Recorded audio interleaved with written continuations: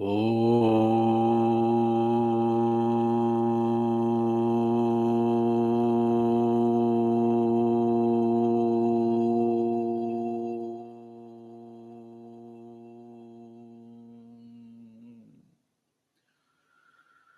श्री परमात्मने नमः। श्री गणेशाय नमः। श्री सरस्वत्यै नमः। श्री गुरुभ्यो नमः।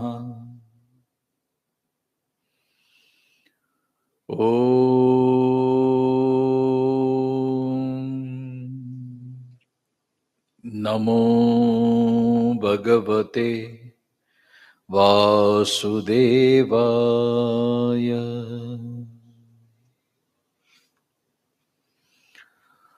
ॐ पार्थाय प्रतिबोधितां भगवता नारायणेन स्वयं व्यासेन ग्रथितां पुराणमुनिना अद्वैतामृतवर्षिणीं भगवतीम् अष्टादशाध्यायिनीम् मम्ब त्वाम् अनुसन्दधामि भगवत् गीते भवद्वेषिणीम्।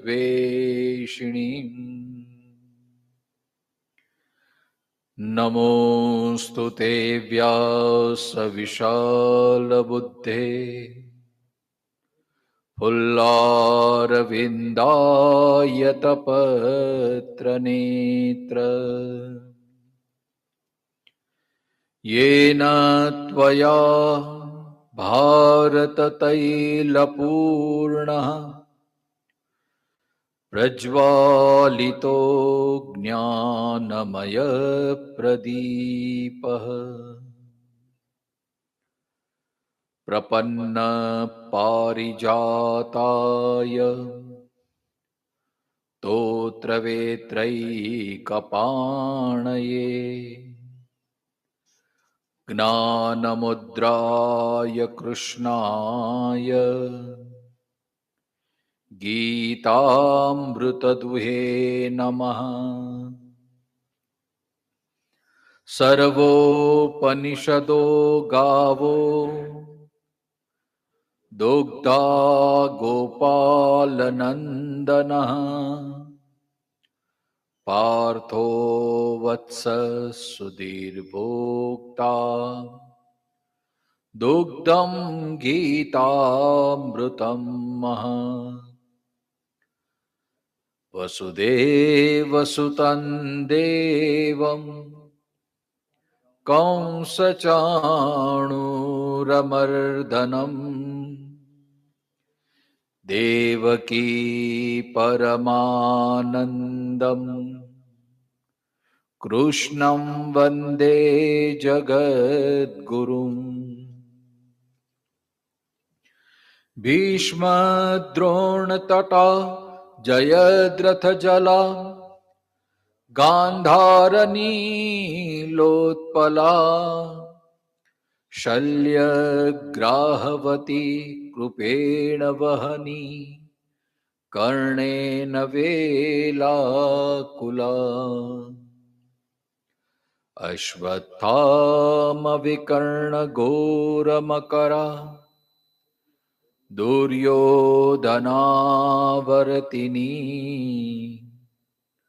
सोत्तीर्णा खलु पाण्डवैरणनदी केवर्तकः केशवः पाराशर्यवचः सरोजममलम् गीतार्थगन्धोत्कटम् नानाख्यानककेसरं हरिकथा संबोधना बोधितम् लोके सज्जन षट्पदैरहरः पेपीयमानं मुदा भूयात् भारत पंकजं कलिमल प्रध्वंसिना श्रेयसे मूकं करोति वाचालम् पंगुर्लंघयते गिरिं यत्कृपातमहं वन्दे परमानन्दमाधवम्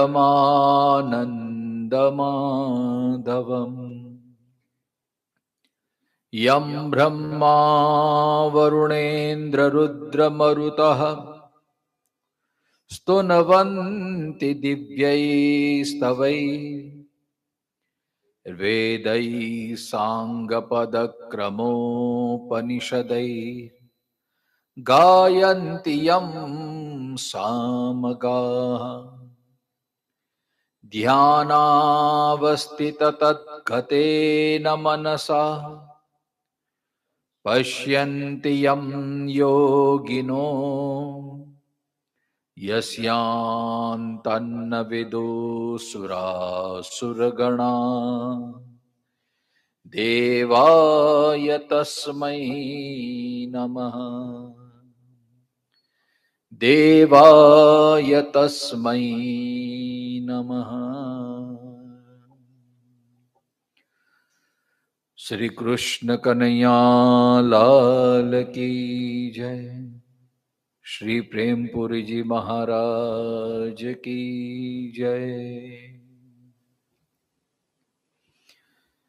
यजन्ते सात्विका देवान् यक्षरक्षांसि राजसाः प्रेतान् भूतगणाश्चान्ये यजन्ते तामसा जनाः यजन्ते तामसा जनाः।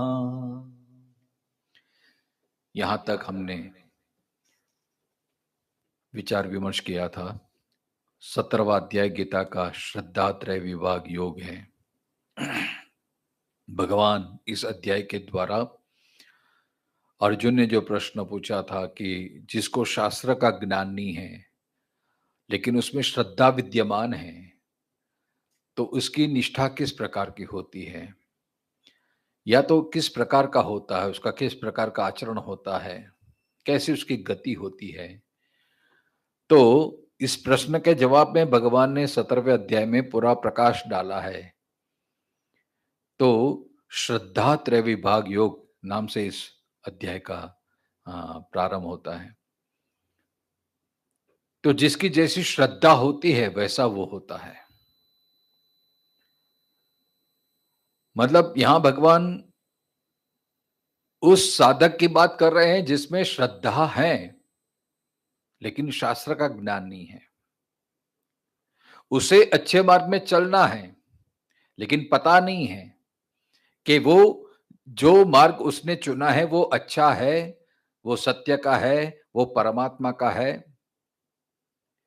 अंततो गत्वा देखो हमारी मनुष्य जो जीवन की जो सार्थकता वो क्या है।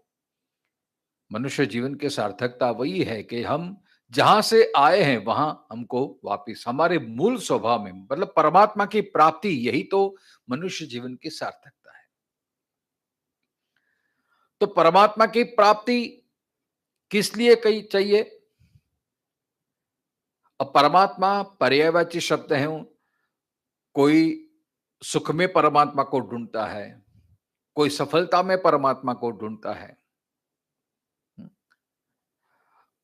वैसे देखा जाए तो सबकी गति क्या है, सबकी चाह क्या है? मुझे सुखी होना है, मुझे शांति प्राप्त करनी है, मैं सुखी हूं। ये सुख की जो चाह है वही तो परमात्मा की राह है। रास्ता हम अलग अलग चुन सकते हैं।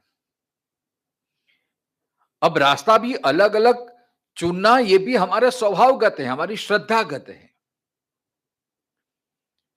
इसलिए देखो हमारे परमात्मा भी अलग-अलग हो जाते हैं। किसी को गणेश में बहुत श्रद्धा होती है, किसी में शिव में बहुत श्रद्धा होती है, किसी को ठाकुर जी में बहुत श्रद्धा होती है। अब श्रद्धा कुछ ऐसी होती है जो स्वभावजा होती है, मतलब संग के कारण, देखा-देखी के कारण, सुनने के कारण, सत्संग के कारण, गुरु के आज्ञा के कारण वो श्रद्धा दृढ़ हो जाती है। उन्हें पता नहीं है लेकिन उन्हें पढ़ा है, उन्हें सुना है कि भाई ये देव की उपासना करने से ये फल होती है। हमने ऐसा सुना है, कई लोगों के मुंह से सुना है कि 21 मंगलवार आप नंगे पैर सिद्धिविनायक चल के जाएंगे तो मनोकामना पूर्ण होती है। अच्छा ऐसा? एक से सुना, दूसरे से सुना तो फिर तीसरे से हमारी श्रद्धा दृढ़, चलो हम भी करते हैं। ऐसे श्रद्धा बनती है, तो उसको कहते हैं स्वभावजा। फिर हमने वो परंपरा चालू की, हमने मंगलवार, हर मंगलवार को चलते रहे, चलते रहे, चलते रहे, फिर वो हमारी दृढ़, वो श्रद्धा दृढ़ होने लगती है फिर, है ना? वो संस्कार दृढ़ होते, वो जो भी क्रिया आप बारंबार बारंबार बारंबार करते हैं तो फिर वो मन है ना, वो कैचअप कर लेता है, फिर वो अंकित, श्रद्धा एकदम दृढ़ हो जाती है, फिर वो जल्दी टूटती नहीं है। इसलिए गीता में 3 जगह श्रद्धा के प्रकार के, एक स्वभावजा होती है, एक सत्वानुरूपा होती है मतलब अंतःकरणात्मक होती है, और एक शास्त्रार्थ होती है मतलब शास्त्रजा, शास्त्रों का अध्ययन करके सुना है। अब देखो जहां शास्त्र का अध्ययन करके हमने श्रद्धा निर्माण किया है वो तो हमेशा सात्विक ही रहती है, तो उन्हें तो पता है किस प्रकार उपासना करनी चाहिए, किस देव की उपासना करनी चाहिए और क्यों करनी चाहिए। लेकिन जिन्हें शास्त्र का ज्ञान नहीं है तो बाकी की 2 श्रद्धा है, एक स्वभावजा है, और वो स्वभाव जब बारंबार उसका जो होता है उसके बाद वो दृढ़ संस्कार बन जाता है। जैसे शास्त्रजा श्रद्धा, जैसे आचार्यों की, कितने हमारे आचार्य हो गए, शंकराचार्य, वल्लभाचार्य, रामानुजाचार्य, उन्होंने शास्त्रों का चयन करके करके फिर हमारे सामने मार्ग रखे। फिर आप जिस आचार्य का अनुसरण करें, कोई अद्वैतवादी होता है, कोई द्वैतवादी है, कोई शुद्धाद्वैतवादी होता है, अलग अलग आचार्य के आप जो हैं, वल्लभाचार्य ने पूरा पुष्टि संप्रदाय खड़ा कर दिया।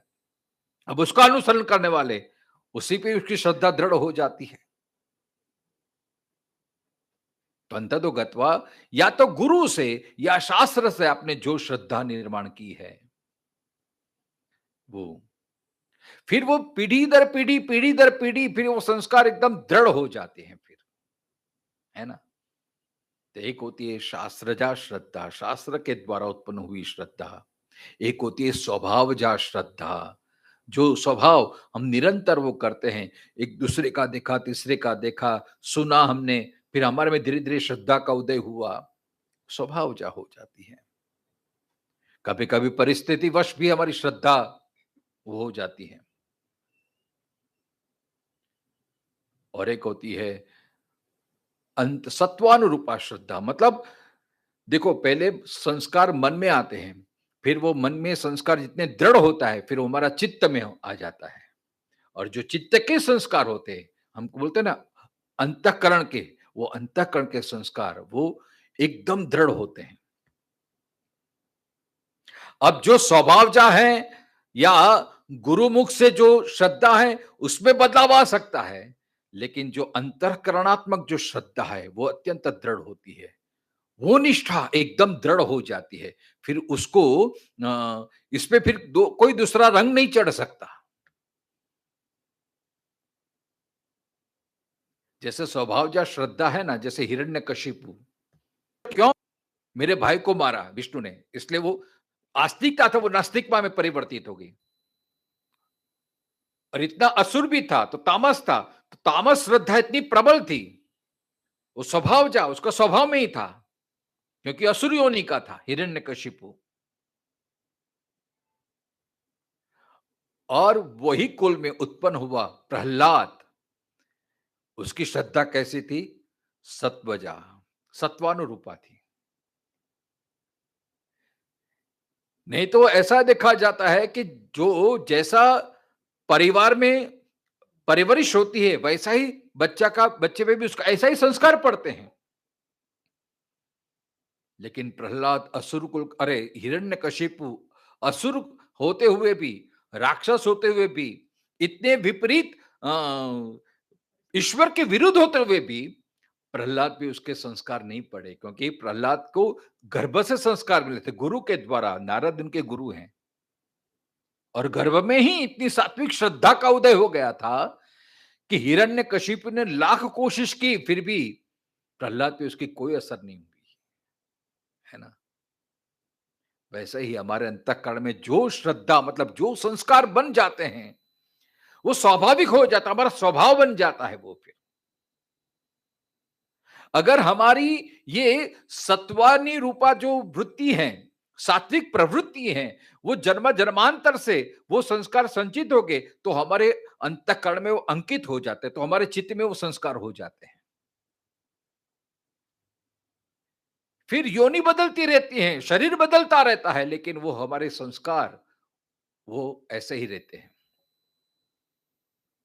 इसलिए इसका प्रमाण देखो, एक ही परिवार में दो बच्चे रहते हैं, दो भाइयों या भाई बहन में कितना फर्क रहता है ना। क्यों? क्योंकि हम हमारे संस्कार लेके आते हैं, हमारी श्रद्धा लेके आते हैं। तो ऐसे ही इसलिए भगवान कहते कि हर एक मनुष्य में श्रद्धा रहती ही है। फिर संस्कार के अनुसार किसी की सात्विक श्रद्धा होती है, किसी की राजसिक श्रद्धा होती है, किसी की तामसिक श्रद्धा होती है। और जिस प्रकार की श्रद्धा रहती है, उस प्रकार के हमारे आचार विचार और सब व्यवहार होते रहता है। अब जिसकी सात्विक श्रद्धा होगी, तो देखो आप सब तो सुनते ही हैं, 14वां अध्याय गुणत्रय विभाग योग पुरा का है, सत्व गुण किसको कहते हैं? सत्वम सुखे न बध्नाति। जो सात्विक होगा ना, हमेशा शांत होगा, हमेशा प्रसन्न होगा, हमेशा एकदम हंसता चेहरा होगा, उसको एकांत प्रिय होगा। रजोगुण होगा, वो प्रवृत्ति प्रधान, वो चंचल रहेगा, उसको एकांत प्रिय नहीं, उसको कोई कंपनी चाहिए, और हमेशा कुछ कुछ न कुछ चाहिए हो, मतलब इंद्रियों को संतुष्ट करने के लिए उसकी प्रवृत्ति बनी रहेगी। अब आप वही कहेंगे कि जी भाई, जो रजोगुणी होगा वो भी अंततोगत्वा जो इंद्रियों को संतुष्ट करने के लिए, वो तो सुख, वही भी सुख चाहता है ना। रजोगुण से भी सुख मिलता है, सत्वगुण से भी सुख मिलता है, तो फर्क क्या हुआ? लेकिन बहुत फर्क है, सुख सुख में अंतर है साहब। सत्वगुणी का जो सुख होता है ना, वो आंतरिक सुख होता है। वो सुख अपने भीतर से आता है। और रजोगुण का जो सुख होता है ना, वो आलंबित होता है, वो आधारित होता है, वो डिपेंडेंट होता है। इसलिए दोनों सुख में बहुत फर्क है। एक सुख अपने भीतर से, प्रसन्नता जिसको बोलते हैं, आनंद जिसको बोलते हैं, वो सत्वगुण का लक्षण है। अगर जीवन में कोई नहीं है, कुछ कोई भी विटंबना आती है, तो वो अपना आपा नहीं खो बैठता है, ये सत्वगुण का लक्षण है। सत्वगुण हमेशा शांत रहेगा, उसकी चित्त की शांति अकबंध रहेगी, चाहे कैसा भी माहौल हो, वो अपनी निजता को नहीं छोड़ता। ये सत्वगुण का प्रतीक है। रजोगुण क्या होता है? वो हमेशा वो सुख चाहता है, वो सुख पाता भी है, लेकिन वो कुछ ना कुछ आलंबन होता है। जैसे 5 इंद्रिय हैं, उसके 5 विषय हैं, उससे उसको सुख अनुभूति वो करता है, वही उसको सुख श्रेष्ठ लगता है। अगर वो नहीं होता है, तो वो दुखी हो जाता है। सत्वगुण के लिए ये विषय गौण हो जाता है, विषय नहीं है, फिर भी वो प्रसन्न रह सकता है, क्योंकि उसका सुख डिपेंडेंट नहीं है। इसलिए चाहे कैसी भी परिस्थिति हो, उसका सत्वगुण बना रहता है। उसका सुख, उसकी प्रसन्नता अकबंद रहती है। तो हमें ये तय करना है कि हमारे में कौन-सा गुण विद्यमान है। और ये गुण बदलते भी रहते हैं साहब, हाँ? ऐसा नहीं समझना चाहिए कि हमारे में हाँ, हम तो बहुत शांत हैं, मुझे तो बिल्कुल गुस्सा नहीं आता है, मैं तो एकदम विरक्त हूँ, मुझे तो अभी संसार से कुछ लेना-देना नहीं है। ऐसे वे में ऐसी गलतफ़हमी में मत रहना, क्योंकि गीता का ही शब्द है, दैवी येषां गुणमयी मम माया दुरत्ययः। ये गुणमयी जो माया है, गुण माने ये सत्व, रज, तमोत्मिका, ये गुण, ये रूपी माया है। और वो कभी अपना दांव खेल देगी, वो पता भी नहीं चलेगा। इसलिए अहंकार मत करना। हाँ, सत्वगुणी जो होगा वास्तव में आपका, तो अहंकार तो आ ही नहीं सकता, स्वाभिमान हो सकता है। लेकिन भले स्वाभिमान हो, लेकिन विवेक भी जागृत रहना चाहिए। क्योंकि जैसे अब गाड़ी लेके हाईवे पे चलते तो बार बार वो आता है, जहां जहां टर्न आता है तो सावधानी घटी, दुर्घटना घटी, सावधानी हटी, दुर्घटना घटी, बार बार आते हैं मोड़ से, है ना? कभी कभी क्या होता है, एकदम रोड खाली देखते हैं और एकदम कोई ट्रैफिक नहीं है, तो अपनी मस्ती में चल जाते हैं फिर, और उसी क्षण बहुत सावधानी बरतनी पड़ती है फिर, है ना? तो हम तो बस नित्य सत्संगी, हम प्रेमपुरी में आते हैं, हम तो ये करते हैं, अरे हमें तो कुछ नहीं हो सकता, अभी कोई ये, अरे बलबले ऋषि मुनि हजारों साल से तपस्या कर रहे हैं, उनके जीवन में भी पता नहीं चलता, और सत्वगुण से तब कभी रजोगुण तमोगुण में आ जाते हैं, पता भी नहीं चलता है। अब ऋषियों की भी ऐसी हालत है। चंडी पाठ आपने दुर्गा सप्तशती में आता है ना, ज्ञानी नाम विचेताओं से देवी भगवती सा बलादा कृष्ण मोहाय महामाया प्रयच्छति। बड़े बड़े ज्ञानियों को भी फिसला देती है माया, इसलिए हमेशा सावधान रहना चाहिए, क्योंकि गुण परिवर्तनशील हैं। जैसे भगवान की जो प्रकृति है वो भी परिवर्तित है, एक जैसी नहीं है, उसमें बदलाव आते रहते हैं। वैसे ही हमारे जीवन में भी जो गुण है, सत्व गुण है, रजो गुण है, तमो, उसमें भी परिवर्तन आता रहता है। कभी कभी सत्व गुण की वृद्धि हो जाती है, कभी कभी रजोगुण की वृद्धि हो जाती है, कभी कभी तमोगुण की वृद्धि हो जाती है। अब स्वाभाविक है, हम प्रेमपुरी आश्रम में आए हैं, इसलिए अभी सत्वगुण ही होगा हमारे में। तो जो जैसा संग होता है, जैसा माहौल होता है, वैसे हमारा वो स्वभाव बनने लगता है। जैसा संग वैसा रंग। इसलिए सत्वगुण को बनाए रखने के लिए नित्य स्वाध्याय, नित्य दर्शन। लोग कहते हैं मंदिर में क्यों जाना चाहिए, रोज दर्शन करने की क्या आवश्यकता है? अरे भाई, इसीलिए ये सब सत्वगुण को टिकाने के लिए, सत्वगुण को बढ़ाने के लिए। आप 1 घंटा प्रेमपुरी में आते हैं, अब देखो सत्वगुण आगा होगा तो तुरंत आप आ जाएंगे, सब कुछ छोड़ के आ जाएंगे। लेकिन रजोगुण होगा, तमोगुण होगा तो जैसे आने की इच्छा तो होगी, क्योंकि अंततोगत्वा तो हम परमात्मा के ही अंश है, हमें अच्छा लगता है सुनना, परमात्मा की बातें कर सुनना अच्छा लगता है, क्योंकि उन्हीं के अंश हैं हम। लेकिन रजोगुण तमोगुण वो अटकाता है। अरे प्रेमपुरी में जाना है, अरे बाद में जाते हैं, पहले चाय पी लेते हैं, अरे तू ये कर। यहां भी आ जाते हैं, फिर भी देखो वो गुण अपना खेल खेलते ही रहते हैं। रजोगुण आ गया तो तुरंत, भले हम शरीर से यहां बैठे, रजोगुण, अरे मन चलना है थोड़ा, बाजू में ही चौपाटी है, भेलपुरी भी अच्छी मिलती होगी, चौपाटी में लोग घूमने आते होंगे, हाँ? क्या करते होंगे, चलो चलो घर में जाके देखते हैं, ऑफिस में जाता है, तो वो रजोगुण हमारे मन को कहीं ना कहीं भटका देगा वो, क्योंकि प्रवृत्ति प्रधान है, वो मन को एक जगह टिकने नहीं देगा। अगर तमोगुण विद्यमान हो गया, तो वही तमोगुण कहेगा, अरे यार मन क्या इधर बैठा है, ठीक है चलो कितनी शांति है, चलो थोड़ा एक झपकी ले ले, थोड़ा नींद ले ले, वैसे तो घर में नींद आती नहीं है और इतनी शांति है, चलो थोड़ा सिर झुका के आंखें बंद करके देखते हैं, और पता भी नहीं चलता कैसे नींद भी आ जाती है। हाँ? ये तमोगुण होता है। भले हम सत्व वातावरण में बैठे हैं, सात्विक वातावरण में बैठे हैं, फिर भी हमारे अंदर कौन सा गुण विद्यमान है, इसलिए हमेशा जागरूक रहना चाहिए, हमेशा विवेकशील रहना चाहिए। क्योंकि ये गुण है, पहले तो मन को ही अटैक करता है, मन को ही वश करता है, अपने मन को खींचता है वो। इसलिए सावधान होना चाहिए। सत्वगुण की वृद्धि हो, हाँ, बार-बार कहना है, मन तेरे को यहां बैठना है, ये सुनना है। ऐसा अभ्यास जब होता है बारंबार, स्वाध्याय, इसलिए देखो गीता के हर एक अध्याय में भगवान ने भक्ति की बात है, वहां भी स्वाध्याय की बात की है, अभ्यास की बात की है, ज्ञान में भी अभ्यास की बात की है, ध्यान में भी अभ्यास की बात की है। अर्जुन बार-बार के ये मन को कैसे वश करे, बहुत दुष्कर है। भगवान कहते हैं अभ्यास तो कौन तेने, अभ्यास करेगा, स्वाध्याय प्रैक्टिस करेगा तो एक ना दिन जरूर वो होगा। तो ये हमें लड़ना है, क्योंकि हमारी शुरुआत है। अब जो जिसने सत्वगुण को पा लिया है, जिसकी साधना जन्म जन्मांतर से विद्यमान है, उसके लिए तो कोई प्रश्न ही नहीं है साहब। लेकिन गीता तो हमारे लिए, हम जैसे साधारण व्यक्ति के लिए, क्योंकि हमारे इतना पक्का अभ्यास नहीं है, हम तो अभी जस्ट नर्सरी से शुरुआत कर रहे हैं, इसलिए हमें बड़ी आवश्यकता है ना।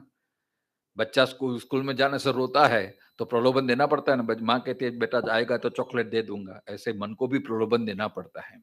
ये न के न प्रमाणे, मन को जीतना है, मन के वशीभूत नहीं होना है।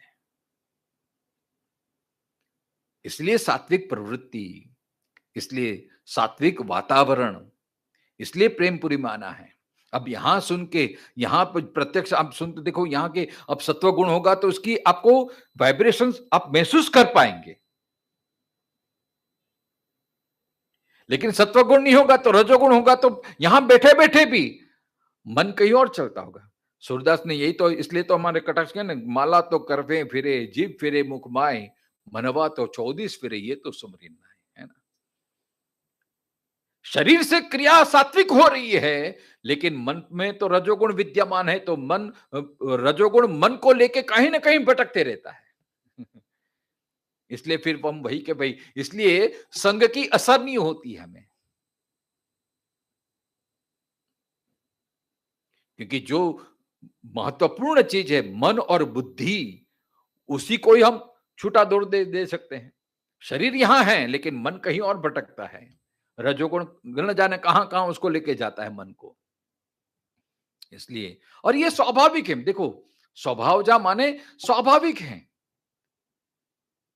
स्वाभाविक किसको बोलते हैं भाई, जैसा वातावरण होता है वैसा रंग। अब किसी पार्टी में जाते हो तो उसके अनुरूप आपको रहना पड़ता है, ये स्वाभाविक है। तभी प्रेमपुरी में आए हैं, तो प्रेमपुरी में सात्विक है तो सात्विक वृत्ति बना बना बने रहना चाहिए, ये स्वाभाविक है, इसलिए प्रयास करने रहना चाहिए।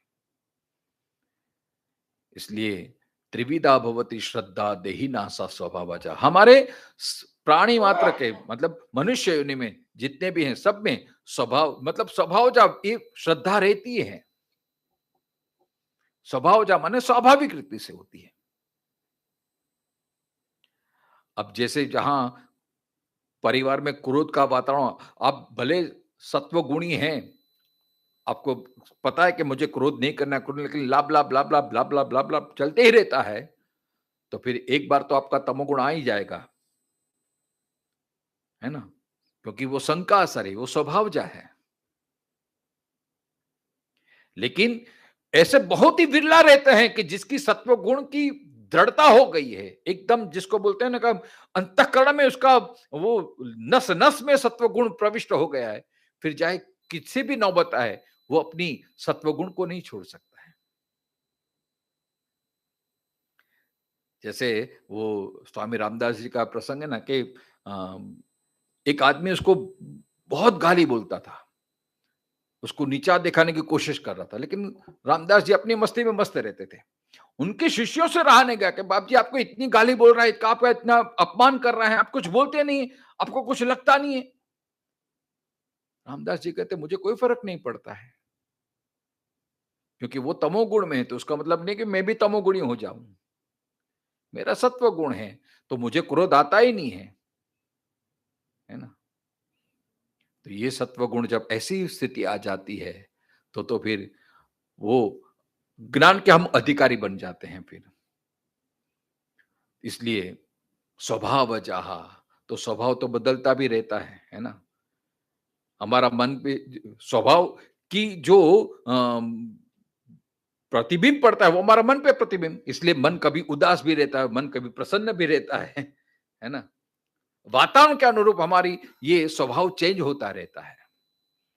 तो इसलिए सात्विक श्रद्धा, राजसिक श्रद्धा, तामसिक श्रद्धा ये बनी रहती है। तो 17वें अध्याय से हमें यह ध्यान रखना है कि हमारी तामसिक और राजसिक श्रद्धा होगी तो उसको धीरे-धीरे समझा फुसला के मन को उसमें से निकालना है और सात्विक श्रद्धा को दृढ़ करना है। क्योंकि सात्विक श्रद्धा जितनी बढ़ेगी, उतनी हमारे जीवन में सच्ची शांति, सच्चा सुख माने सत्य सुख, जो यथार्थ सुख है, वैसा सुख कि जिसमें कोई आलंबन नहीं है। वैसी सुख, जो शाश्वत सुख अगर आप चाहते हैं या परम पद की प्राप्ति चाहते हैं, तो सत्व गुण की वृद्धि अनिवार्य है। तो जैसी आपकी श्रद्धा होगी, उस प्रकार के आपका व्यवहार। तो इसी संगति में भगवान कहते हैं कि आपकी एक-एक क्रिया के द्वारा पता चल जाता है कि आप में कौन-सी श्रद्धा विद्यमान है। तो आगे कहा कि 3 प्रकार के जो हैं, वो अलग-अलग देवता की पूजा करते हैं। यजन्ते सात्विका देवाः, यक्ष रक्षांसि राजसाः, प्रेतान् भूत गणांश्चान्ये यजन्ते तामसा जनाः। जो सात्विक होते हैं, वो देवता की पूजा करते हैं। वेदों के अंतर्गत जो देव आते हैं, अब कई लोग प्रश्न करते हैं, बाप जी हमने सुना तो आपने बोला देवता की पूजा, लेकिन कौन से देवता की पूजा करें हम? हुँ, हाँ? कौन से देवता की पूजा करो तो ज्यादा अच्छा? अरे जो जिसमें आपकी श्रद्धा हो।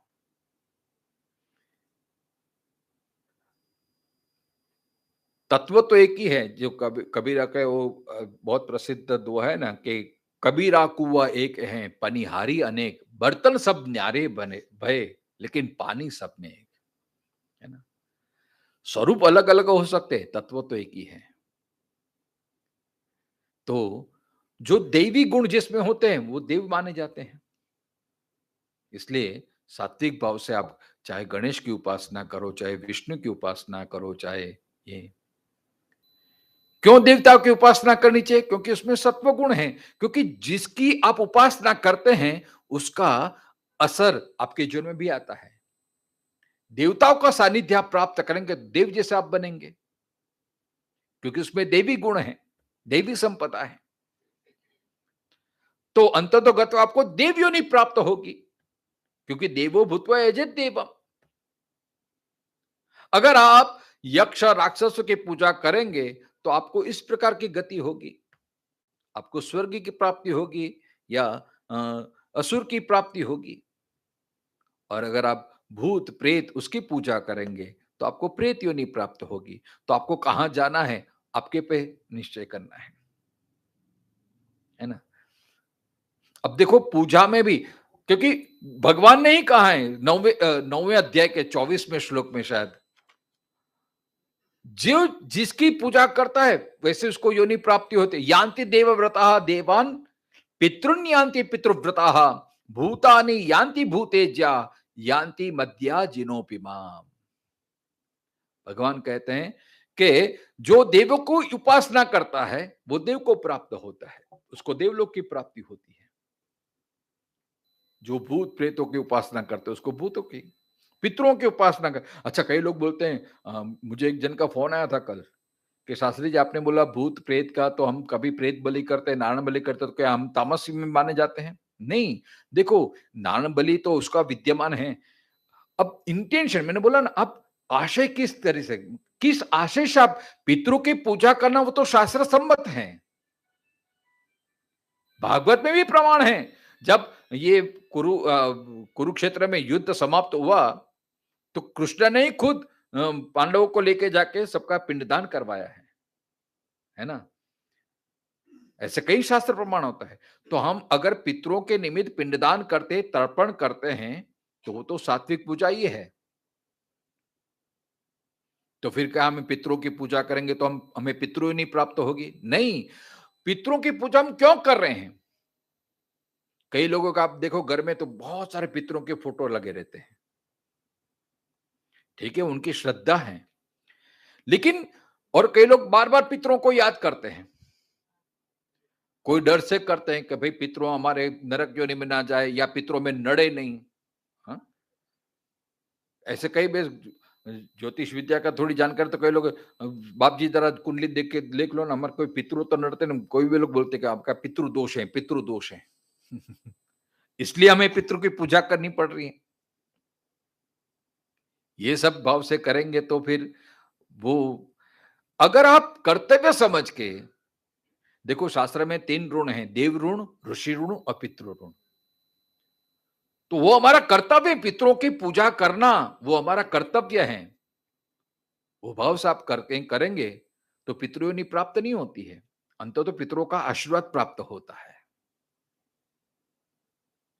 लेकिन पितरों को साध के कई लोग तो आह्वान करते पितरों का, कई कोई योनि नारायण बलि करते हैं तो प्रयास करते हैं, बलात् प्रयास करते हैं और नहीं आते तो बाप जी आपने विधि बराबर नहीं की, हमारे शरीर में आए नहीं पितृ।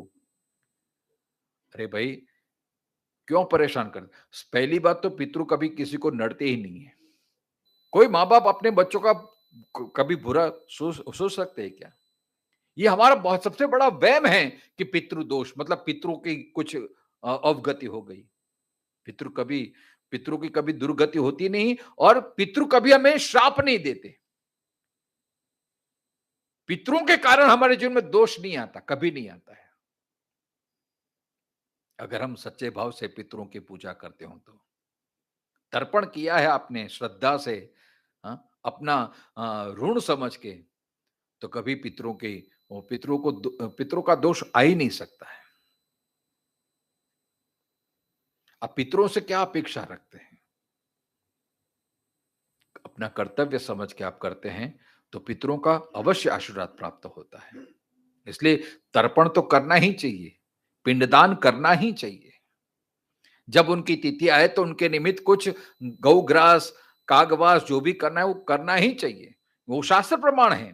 गया श्राद्ध करना चाहिए, मातृ गया श्राद्ध करना चाहिए त्योहार पे, तो वो तो करना ही चाहिए। लेकिन कुछ सकाम भाव से आप करते हैं, तो फिर वो पितृ योनि प्राप्त होती है या भूत योनि प्राप्त होती है। तो तामस जो लोग होते हैं, उनकी ऐसी गति प्राप्त होती है। और देखो, सामग्री भी आप जिसकी पूजा जैसी पूजा करते हैं उस प्रकार की सामग्री होती है। अगर आप देव की पूजा करती है तो उसकी सामग्री कितनी सरल है। हमारे भगवान ही 9वें अध्याय आगे के श्लोक में पत्रम पुष्पम फलम तोयम यो में भक्त्या प्रयच्छति। आप ठाकुर जी की पूजा, कोई पण देवी की पूजा करो तो कई लोग कहते हैं किस प्रकार पूजा करनी चाहिए, कैसी पूजा करें तो भगवान प्रसन्न हो जाए, हमें फल दे दे। देखो, सकाम आप भाव से कर्म करता हो तो वो भले आप सत्व श्रद्धा मानो, लेकिन वो सात्विक श्रद्धा नहीं, वो राजसिक श्रद्धा, हमने कल चर्चा की थी। निष्काम भाव से आप अगर करो तो फिर सामग्री गौण हो जाती है, क्योंकि वो हमारा श्रद्धा का प्राधान्य है और श्रद्धा से आप जो भी अर्पित करते हैं भगवान स्वीकार कर लेते हैं। इसलिए भगवान कहते हैं पत्रम पुष्पम, पत्रम माने एक फूल आपने चढ़ा दिया, अरे फूल नहीं तो फूल की एक पंखड़ी चढ़ा दी तो भी भगवान संतुष्ट हो जाता है।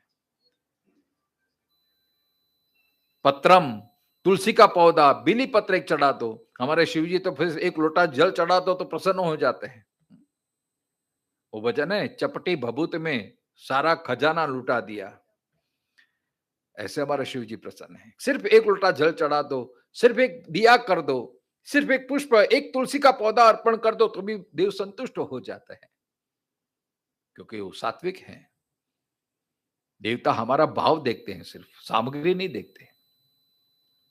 अब आप यक्ष, राक्षस उनकी पूजा करेंगे तो सामग्री भी इस प्रकार की चाहिए फिर, है ना? जो देवताओं को जो प्रिय लगे वो आपको भोग लगाना पड़ेगा फिर। और प्रेत और भूत वो तो सब उसकी बात ही जाने दो फिर।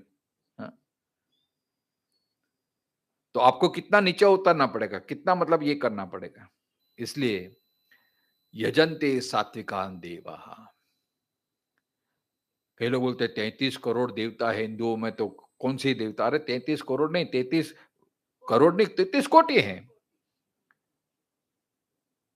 वैसे 33 प्रकार के हैं, 33 देवता हैं जो वेदों में प्रमाणित। कौन से? 12 आदित्य, 11 रुद्र, 8 वसु और 2 अश्विनी कुमार।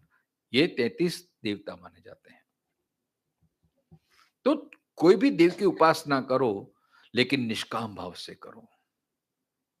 तो इससे 3 फायदा, आप में सत्व गुण की वृद्धि होगी, क्योंकि देवता में सत्व गुण विद्यमान है, इसलिए आपके में सत्व गुण की वृद्धि होगी, और सत्व गुण से आपकी अंतःकरण की शुद्धि होगी और आपको ईश्वर की प्राप्ति होगी। अब यहां तक तो बात कही, लेकिन आगे अभी शंकराचार्य जी कहते हैं, हम उसका भाष्य पढ़ें। एवं कार्यतो निर्णिताः सत्वादिनिष्ठाः शास्त्र विद्युत्सर्गे तत्र कश्चित् एव सहस्रेषु देवपूजादि तत्परः सत्वनिष्ठो भवति बाहुल्येन तु रजोनिष्ठाः तमोनिष्ठाः च एव प्राणिनो भवन्ति कथम। अब शंकराचार्य जी कहते हैं कि इस प्रकार, मतलब जो सात्विक लोग हैं, देवता का पूजन करते हैं, इस प्रकार सात्विक आदि निष्ठाओं को निर्णय किया गया है। बराबर है? मतलब सात्विक किसको कहते हैं, राजसिक किसको कहते हैं, तामसिक किसको कहते हैं, तो पहले पूजन के द्वारा भगवान ने उदाहरण दिया कि अगर आप देवता की उपासना करते हैं तो आप में सात्विकता है, आप यक्ष राक्षस आदि की पूजा करते हैं तो आप में राजसिक श्रद्धा का प्राधान्य है, और आप भूत प्रेत ऐसे उसमें ही आपको रस है, और ऐसी ही पूजा में आप लगे रहते हैं, तो आप में तामस श्रद्धा विद्यमान है।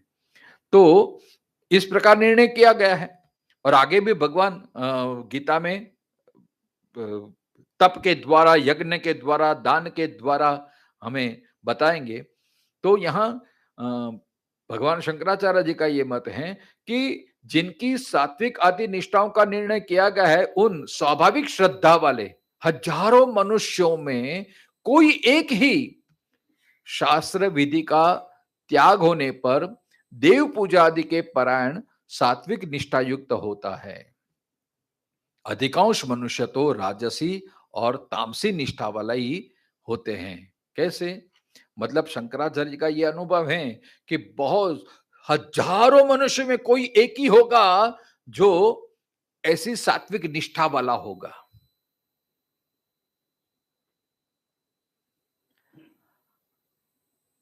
पांच प्रकार के लोग होते हैं मनुष्य। कौन से? एक होता है जो शास्त्र विधि भी जानते हैं और श्रद्धा भी है, मतलब शास्त्र और श्रद्धा का समन्वय करके वो उपासना करते हैं, उनकी तो बात ही निराली है। वो श्रेष्ठ व्यक्ति होते हैं कि जिसको शास्त्र विधि भी पता है और श्रद्धा से भी करते हैं। दूसरे लोग ऐसे होते हैं कि शास्त्र विधि का पालन तो करते हैं, लेकिन श्रद्धा नहीं है, अश्रद्धया वो सब करते हैं। शास्त्र पढ़ा उन्होंने, लेकिन उतनी श्रद्धा नहीं होती। ये दूसरे प्रकार के होते हैं। तीसरे ऐसे प्रकार के होता है कि जिसको शास्त्र विधि ज्ञात नहीं है, लेकिन श्रद्धा पूर्ण है।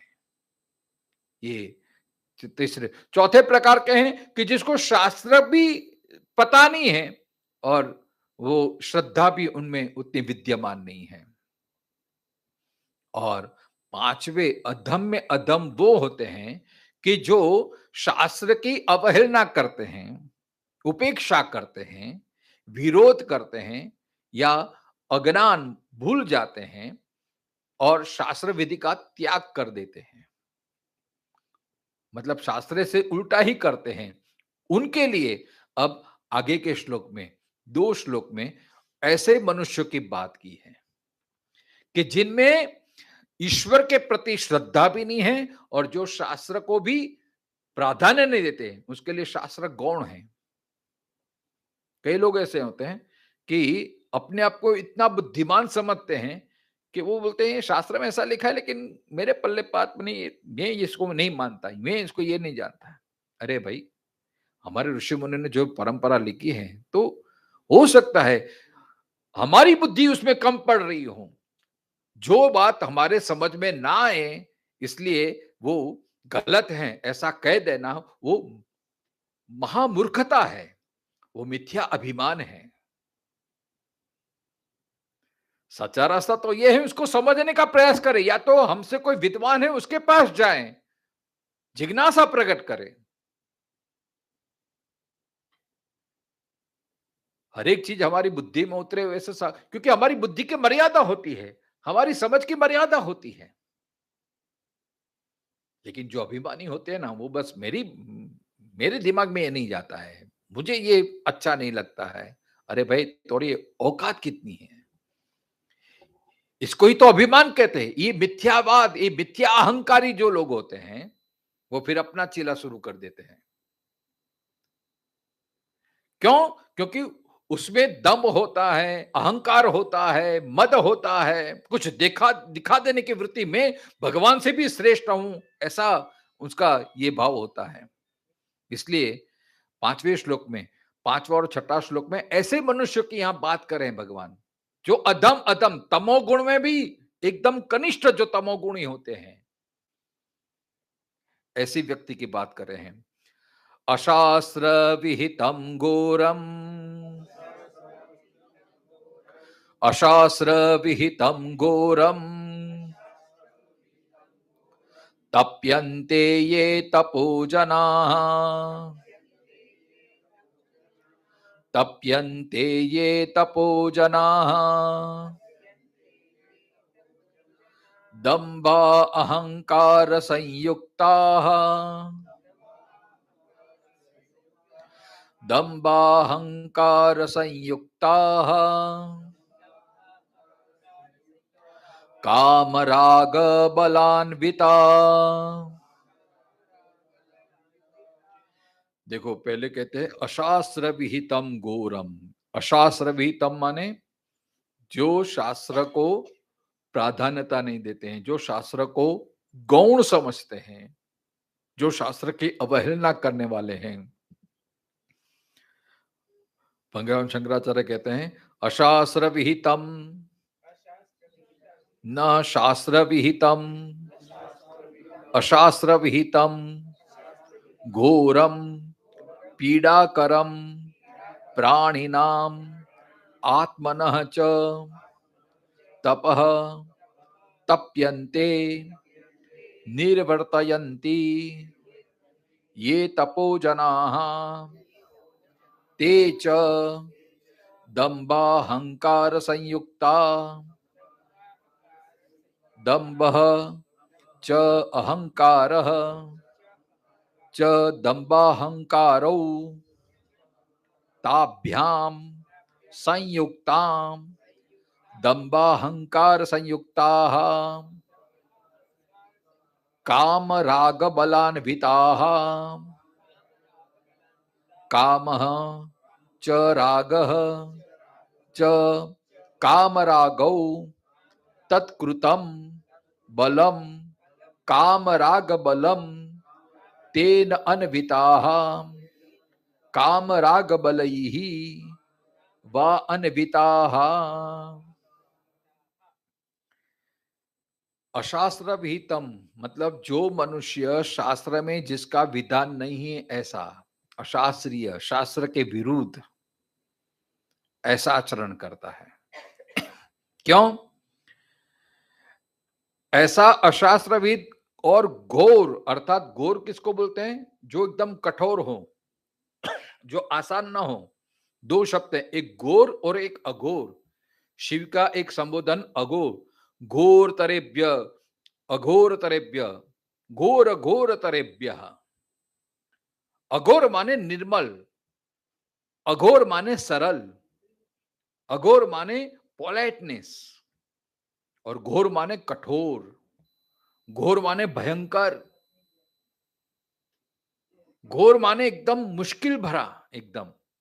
तो ऐसा घोर अर्थात अन्य प्राणियों को और अपने शरीर को भी पीड़ा पहुंचाने वाला। यहाँ पे व्याख्या, घोर माने ऐसा कि जो पीड़ादायक हो, सुकूनदायक ना हो, वैसा। तप, दंभ और अहंकार, ऐसा तप करने वाला। और तप भी किस प्रकार, इसमें दो बातें, एक तो दंभ होता है और अहंकार होता है, इन दोनों से युक्त होकर। और किस लिए ऐसा तप करता है, घोर तप करता है? दो उसके, एक तो कामना होती है और आसक्ति जनित बल से युक्त होकर, अथवा कामना, आसक्ति और बल से युक्त होकर तपते हैं। शास्त्र में किस प्रकार तप करना चाहिए, किस प्रकार, एक पूरा जो उत्तर मीमांसा है उसको में पूरा उपासना पद्धति बताई गई है। किस देव की किस प्रकार उपासना करनी चाहिए, किस प्रकार अनुष्ठान करना चाहिए। अब देखो अभी अधिक मास, पुरुषोत्तम मास आएगा, तो पुरुषोत्तम मास का व्रत किस प्रकार करना चाहिए। तो व्रत, जप, तप, नियम, इन सब का एक शास्त्र प्रमाण है। उस हिसाब से आप करते हैं तो आपकी सात्विकता बढ़ती है, आपने शास्त्रों का एक सम्मान किया है।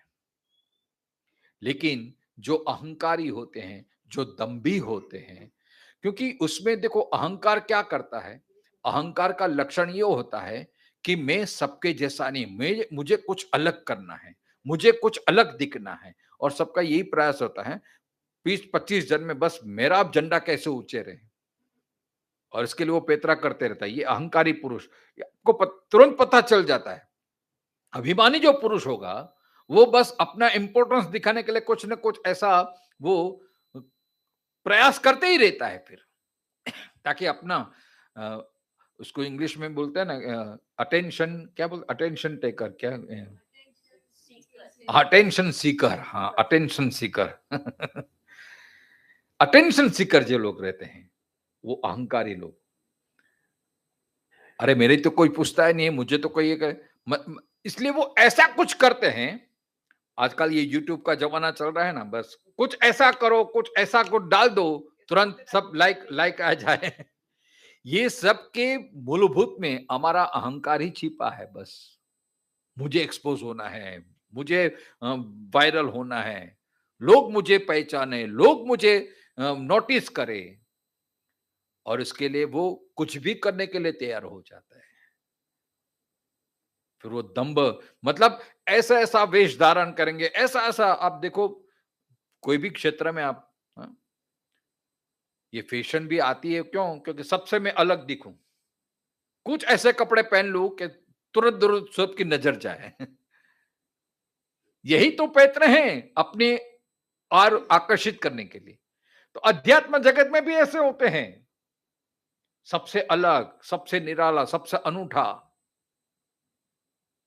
आप देखो कुंभ का मेला जब लगता है तो विलक्षण महात्माओं का आपको दर्शन होता है, कोई एक हाथ ऊंचा खड़े, अब हजारों साल से एक हाथ ऊंचा खड़े रहते बस ऐसे, कोई एक पैर पे खड़े रहते हैं, कोई कोई तो वो एकदम अनिदार जो ऐसा वो है ना पॉइंटेड, उस पे शैया करते हैं, कोई कोई पंचाग्नि तपाकर आजू बाजू अग्नि तपा के बीच में बैठते हैं। ये सब घोर तप हैं सब। शायद हो सकता है उनका भी कुछ ऐसा अनुष्ठान, लेकिन ये शास्त्र के विरुद्ध है, भगवान इसका विरोध करते हैं। क्यों, आगे भगवान कहते हैं कर्षयंत शरीर स्तंभ, वो अपने शरीर को भी त्रास देता है और वो शरीर में विद्यमान मुझे भी त्रास देता है, क्योंकि सर्वस्य चाहम हृदय सन्निविष्ट, परमात्मा हमारे हृदय में ही विराजमान है। 15वें अध्याय में भगवान कहते हैं, एक तो वैश्वान रूप में भगवान अपनी प्रतीति कराता है, वैश्वानर रूप में भगवान विराजमान है, और हृदय में सर्वस्य चाहम हृदय सन्निविष्ट और ममई वांशो जीव लोके। 3 बार भगवान हमारे कहते हैं कि अब मेरे ही हैं। तो ऐसा तप नहीं करना चाहिए जिससे हमारे शरीर को भी त्रास हो और परमात्मा को भी त्रास हो। ऐसी घोर तपस्या करके देवताओं तो प्रसन्न नहीं होते हैं। इंटेंशन क्या होता है? बस या इतने, और हम इतने इंप्रेस हो जाते हैं, देखो, हम इतने प्रभावित हो जाए, अरे ऐसे महात्मा है, हाँ, अन्न जल का त्याग कर दिया है, वो पानी भी नहीं पीते हैं। भगवान जाने क्या वो लीला करते होंगे, कुछ नहीं करते होंगे, जो भी हो, लेकिन लेकिन पानी नहीं पीना, इससे हमारी वो तपसिद्धि नहीं मानी जाती है। मौनी बाबा 12 साल से मौन व्रत बोलते ही नहीं है। कोई पता नहीं, लेकिन ये सब से क्या मिलता है?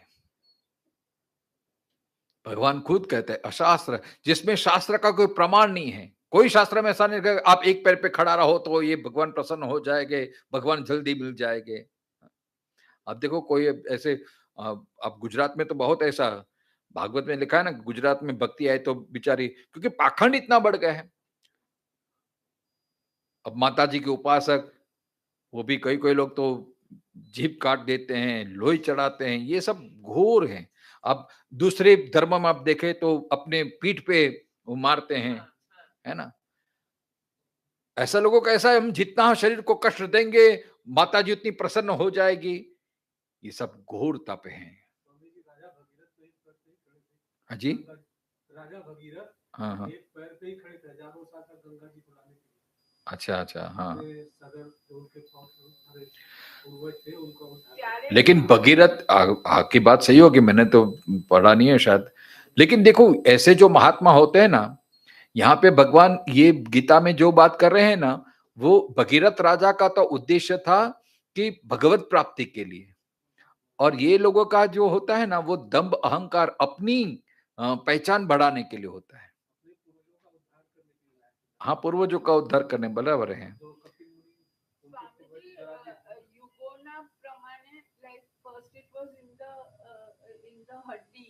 हाँ हाँ, ऐसे कई प्रम नवम स्कंद में राजा चवन ऋषि की बात आती है कि इतने कर ले कि शरीर सूखने लगा, लेकिन वो अनायास, उसने प्रयास नहीं किया है। देखो एक समाधि करते करते आप इतने तल्लीन हो जाते हैं, इतने इन्वॉल्व हो जाते हैं, फिर शरीर का भी भान नहीं रहता है। ये एक अलग अवस्था है, और यहाँ तो ऐसा प्रयास किया जाता है। हाँ, बराबर है। हाँ, अब देखो वही तो, मतलब ये इसलिए तो श्रद्धा त्रय विभाग है। अब जिसकी जैसी श्रद्धा, अब उसमें ऐसी श्रद्धा है कि आप शरीर को जितना कष्ट देंगे उतना ही तप है। 28 दिन का तप करते हैं, मतलब कुछ नहीं खाते हैं। हाँ, चांद्रायण व्रत है, लेकिन देखो उसके पीछे, सबके पीछे का उद्देश्य क्या है? उपवास में क्यों कर रहा हूं? उपवास ऐसा होना चाहिए, रुचि के अनुसार कोई कार्य करते हैं, जिसमें कोई किसी को पेंटिंग का रस, इतना पेंटिंग में इन्वॉल्व हो जाता है कि खाना भी भूल जाते कभी कभी। कभी घर में खुशी का प्रसंग आता है तो इतने व्यस्त होते हैं, इतनी दौड़धाम होती है कि खाना भी याद नहीं रहता है। अनायास उपवास हो, अरे आज तो खाना भी भूल गया, खाना याद ही नहीं आया, क्योंकि इतने व्यस्त, इतना मन दूसरी चीज में इन्वॉल्व हो गया था। वो सच्चा उपवास है। अगर शरीर डिमांड करे और भूख लगे तो खाना चाहिए। ये जो ऋषियों की, चवन ऋषि, और वो इतने समाधिस्थ हो गए, इतने तल्लीन हो गए थे ईश्वर में, इतने एक रूप हो गए थे कि शरीर का भान ही नहीं रहा था। तो वो तप सात्विक तप है। लेकिन यहाँ पे तो जो आप मेले में देखते हैं, ऐसे बड़े महात्मा हैं, इसे बड़ी बड़ी जटाधारी और इतने कठोर तप, और साथ में चलम भी फूकते हैं, वो व्यसन भी करते हैं, सब कुछ करते हैं, बात बात में गाली, ये सब तामस व्रत हैं। तो ये कल शेष चर्चा करेंगे, समय हो गया है।